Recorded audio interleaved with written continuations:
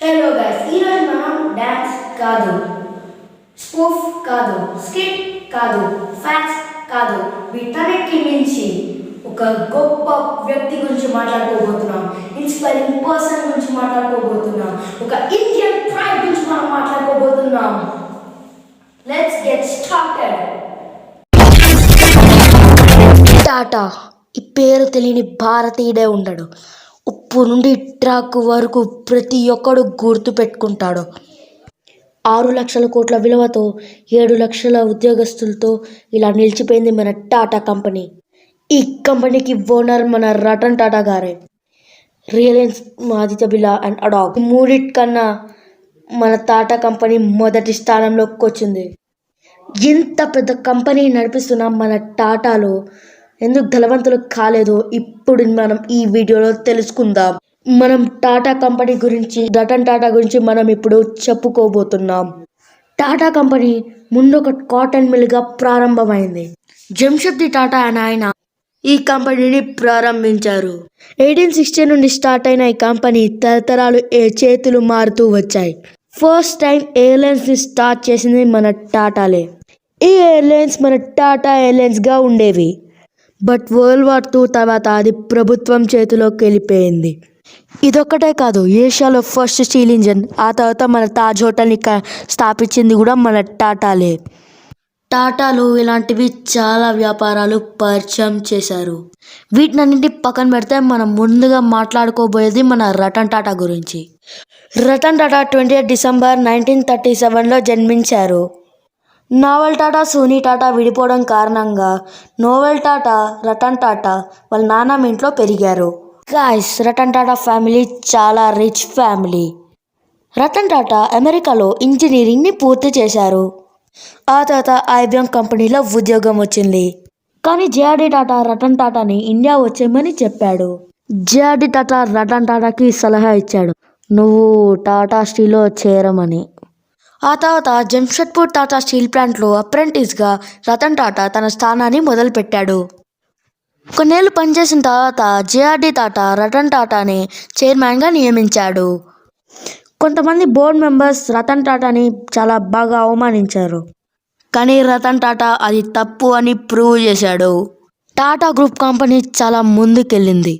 Tata group విలువ 10,000 కోట్ల నుండి 6 లక్షల కోట్ల వరకు పెరిగింది. ఇంత పెద్ద కంపెనీ నడుపుతున్న మన టాటా గారు అసలు ఏనాడు ధనవంతుడిగా ఉండలేదు. ఎందుకో తెలుసా? అతనికి వచ్చే లాభం సగం చారిటీకి ఇస్తాడు. ఇంత పెద్ద కంపెనీ నడుపుతున్నా కానీ మన రతన్ టాటా గారి ఆస్తి 5,300 కోట్లు మాత్రమే. ఎందుకంటే మీకు అర్థమయ్యే ఉంటుంది. రతన్ టాటా గారు 1998లో ఒక ఇండికా కార్ని కనిపెట్టారు, బట్ అది ఫెయిల్ అయింది. అప్పుడు రతన్ టాటా గారు ఇది ఫోర్డ్ కమ్మాలని డిసైడ్ అయ్యారు. ఫోర్డ్ కంపెనీ చైర్మన్ మీకు కార్ కనిపెట్టడం రాదా అని అవమానించారు. ఆ ఒక్క మాటతో లేచి రతన్ టాటా గారు ముంబై వచ్చేశారు. కొన్నాళ్ళ తర్వాత కొన్ని కార్ కంపెనీలు నష్టాల్లో పడ్డాయి. ఆ తర్వాత ఆ కార్స్ని నేను కొంటానని రతన్ టాటా గారు ఆఫర్ చేశారు. రతన్ టాటా అది కొని బాగా లాభపరిచాడు. ఈ దెబ్బతో ఎవరైతే అతన్ని అవమానించారో అతనే వాళ్ళ కాల్ని పట్టుకోలేలాగా చేశారు మన రతన్ టాటా. ఇదొకటే కాదు, యూరోప్కి చెందిన కోరస్ స్టీల్ని కొనుగోలు చేశాడు. అలాగే యూరోప్కి చెందిన టెట్లిటీని రతన్ టాటా గారు కొన్నారు. ఇది టాటా టీగా మార్చారు. ఈ దెబ్బతో ఇది సెకండ్ టీ కంపెనీగా నిలిచిపోయింది. ఒకప్పుడు ఇండియాని పరిపాలించే బ్రిటిష్ వాళ్ళకి ఉద్యోగాలు ఇచ్చే స్థాయికి ఎదిగాడు మన రతన్ టాటా. ఇదొకటే కాదు, చాలా కంట్రీస్లో జాబ్ లేని వాళ్ళకి జాబ్లు ఇచ్చాడు మన రతన్ టాటా. అలాగే తన కంపెనీని ఇంటర్నేషనల్ లెవెల్ వరకు తీసుకెళ్లాడు. టాటాలు తన ధనవంతులు అవ్వాలని కోరుకోలేదు. భారతదేశం ఒక ఆనందకరమైన దేశంలో ఎదగాలని కోరుకున్నారు. ఒకసారి రతన్ టాటా కారులో ప్రయాణిస్తుండగా ఒక భార్య, ఒక భర్త, 2 పిల్లలు ప్రయాణించడం చూశారు స్కూటీ మీద. వాళ్ళు చాలా అన్కంఫర్టబుల్గా వెళ్తున్నారు. రతన్ టాటా గారికి ఒక ఆలోచన వచ్చింది. 1,00,000 రూపాయలు ఒక కార్ కనిపెట్టాలని అనుకున్నాడు. ఈ విషయం విని చాలా మంది నవ్వుకున్నారు. 1,00,000 రూపాయలతో కార్ అలా కనబడతావని రతన్ టాటా గారిని అన్నారు. కానీ రతన్ టాటా మాత్రం తగ్గేదే అన్నట్టు దూసుకుపోయాడు. ఇంజనీర్లను పిలిపించాడు. 1,00,000 రూపాయలతో కార్ కనిపెట్టడం కష్టం అని చెప్పారు.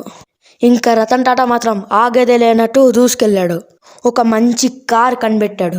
ఆ కార్ పేరు టాటా నానో కార్ అని పెట్టాడు. ఈసారి ప్రపంచమంతా ఆశ్చర్యపోయింది. కొన్ని కారణాల వల్ల నానో కార్ విఫలమయ్యింది. నానో కార్ తయారు చేసినప్పటికీ కొన్ని వేల కోట్లలో నష్టం రాబట్టింది. అయినా రతన్ టాటా మాత్రం అసలు తగ్గనే లేదు. కార్లను మళ్ళీ తయారు చేస్తూనే ఉన్నాడు. ఎందుకంటే అది ఆయన కలల కారు. ప్రతి పేదవాడికి కారులో తిరిగే కల అయితే ఉంటుంది. ఆ కళ నిజం చేయడమే రతన్ టాటా గారి కళ. రతన్ టాటా గారు చాలా కష్టాలను ఎదుర్కొన్నాడు. తాజ్ హోటల్ మీద ఒకవారి దాడి చేయడం, ఇలాంటి కష్టాలను కొన్ని ఎదుర్కొన్నాడు. మీరందరికీ తెలియని విషయం ఏంటంటే రతన్ టాటా గారు అసలు పెళ్ళి అనేదే చేసుకోలేదు. ఎందుకో తెలుసా? రతన్ టాటా గారు అమెరికాలో ఉండేటప్పుడు ఒక అమ్మాయిని ప్రేమించాడు. తప్పని పరిస్థితుల్లో అతను ఇండియాకి రావాల్సి వచ్చింది. ఎందుకో మీకు అర్థమయ్యే ఉంటుంది. అప్పుడే చైనాకి ఇండియాకి బాంబింగ్ జరిగింది. ఆ స్థితిలో ఆ అమ్మాయి ఇండియాకైతే రాలేకపోయింది. తను వేరే వారితో పెళ్లి చేసుకున్నానని రతన్ టాటాకి చెప్పింది. ఇదే రతన్ టాటా గారు ఒక ఇంటర్వ్యూలో చెప్పాడు. ఆ తర్వాత అతను పెళ్లి గురించి ఆలోచించలేదంట. సుమారు 79 years వచ్చినా అతనికి చిరుకుదనం అసలు తగ్గనే లేదు.